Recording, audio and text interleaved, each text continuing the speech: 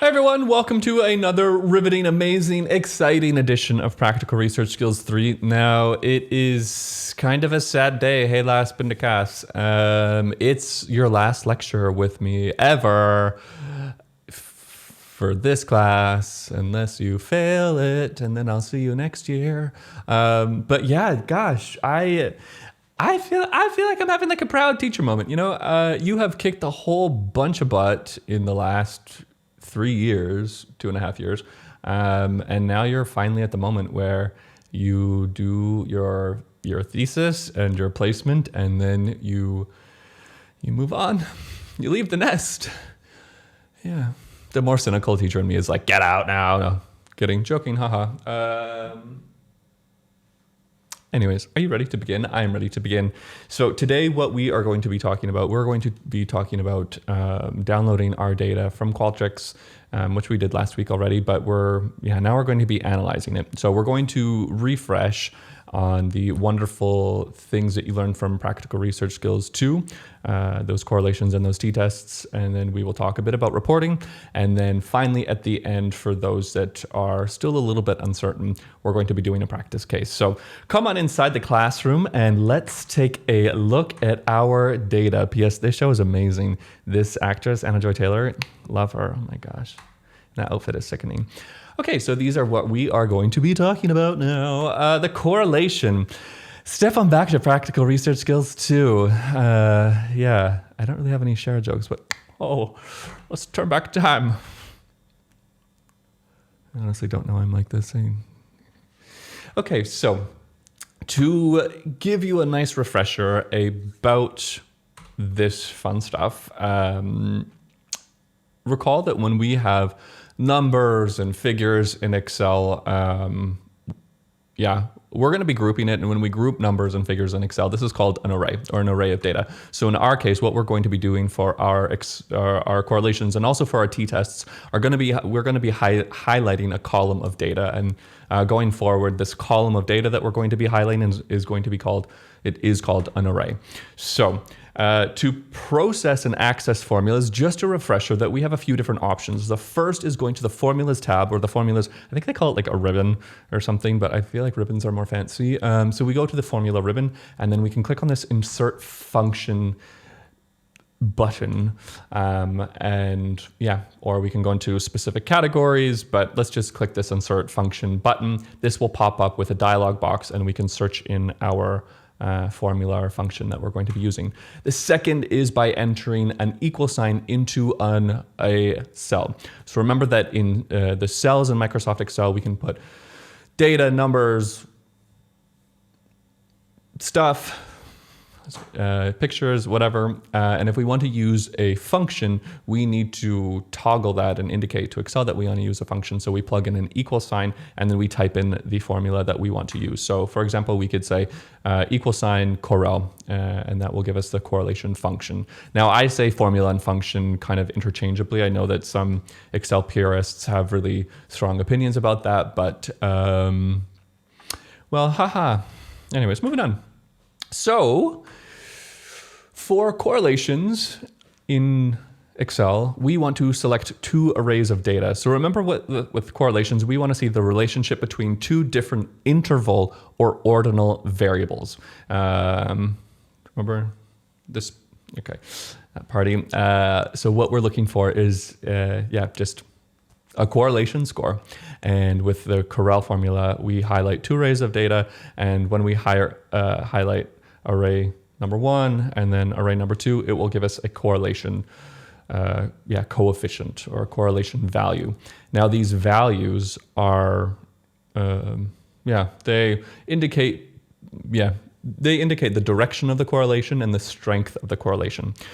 So remember back in the day when we did this in class, it was like, okay, a positive correlation as one thing increases, the other thing increases, or if one thing decreases, the other thing will decrease. This is called a positive correlation, even though, it might be kind of confusing. Even though one thing decreases, the other thing will decrease as well. It just kind of means like the direction. So it heads in the same direction, a positive, right? Like the more that I listen to Lana Del Rey, the more that I want to jump into a canal, or the less that I sleep, the lower my GPA scores. So this is still a positive correlation. Now, negative correlation is one thing increases, the other thing decreases.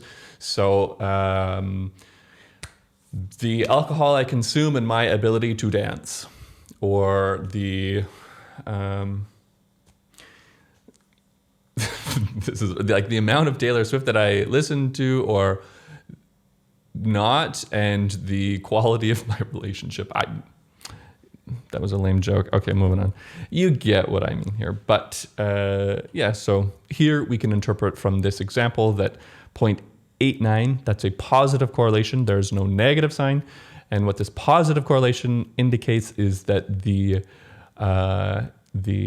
as the hours of sleep increases, so do the feelings of happiness. Now, of course, remember that with correlations, they are not causation. So it could be that some people that are feeling happy tend to get more sleep because they're not up late, revenge procrastinating, not wanting to work on PPP, and so they're binging The Crown. I don't know. So keep in mind. So how do you measure a correlation? So we just talked about the quick bits of interpreting it and how to do it in Microsoft Excel. So yeah, again, to reiterate, the calculation provides us with a number between -1, perfect negative association or correlation, and +1, so a perfect positive correlation. Again, the direction, yeah, you got it. So now, there is a general rule of thumb for these correlations. We tend to think that between 0 and plus or minus 0.1 is a weak or no association. So we don't really typically tend to really pay attention to those correlations. They're not really significant. We don't really care about them that much. From -11 to positive negative 11 to positive negative 0.30, we consider this a weak correlation. If you go on to do a master's, you will be assessing correlations using a p-value. If you go on to do your master's, you might find some significant correlations within this range. But for us, for the applied science level, this is kind of a weak association. So above 0.25, then it's kind of like above 0.25, we start to like actually kind of care. 0.31 to 0.50, moderate association, strong association, very strong association, perfect association. You probably will not find from strong above. It will be a little bit more rare. So yeah, we tend to observe differences above the 0.30 threshold. I think for this class we can also consider 0.25 because it's almost there. And if we were to analyze this with more statistical software, we might actually indeed find positive correlations around the 0.25. But I'm getting super nerdy, so I will stop and let's continue. So to report a correlation, you might be finding correlations in your pre-measures and your post-measures. Now, correlate. Okay. I just need to geek out for a second, and that is too bad for you. But I think correlations are super cool, and I really encourage you guys to use them, please, to look at relationships between your pre-measures and your post-measures, or your post-measures and your other post-measures. The reason why this is because sometimes we find interesting effects, like, somebody's desire to even work out, like before you even show them a stimuli, may also have an association to whether or not they're going to use posit. So it's really, I encourage you to look at correlations between your pre-measures and your post-measures. That being said, if you don't have if you're just looking at post-measures, that's also interesting, right? Because we want to, maybe you measured attitudes towards an image that you showed and the intentions that they might exercise. These, of course, are really interesting correlations that we want to see. So using, correlations are still very relevant here. So please use them. So moving along, you will be reporting them then, and then you will be reporting the correlation value, and you're going to be using this this scientific operator R. So it's basically a small little R in italics. Remember that you have to use italics for APA. So your M value for your mean, your P for your P values. So to report this in your report, each individual is going to be telling me or the reader that you are going to be testing variables, and then you afterwards will mention the strength of a correlation and whether it was significant or not, and you'll be providing the R value. Then you'll make a basic interpretation of this. Yeah, okay, so let's say that you are looking at let's see that you got this result of 0.01. You did a correlation between Instagram use and sleep quality, and your correlation was 0.01. So you would say, you first tell the reader what you've done. So you have a correlation analysis was conducted between the Instagram use and the sleep quality. So you're telling us the variables and the type of analysis that you did. However, results suggest a non-significant weak correlation. R is 0.01. Thus, a basic interpretation now, Instagram use is not correlated with one's sleep quality. Boom. Nice. Okay. Let's look at another one. Of negative 0.63. So this is a high correlation. This is nice. A correlation analysis was conducted between Instagram use and relationship satisfaction with family.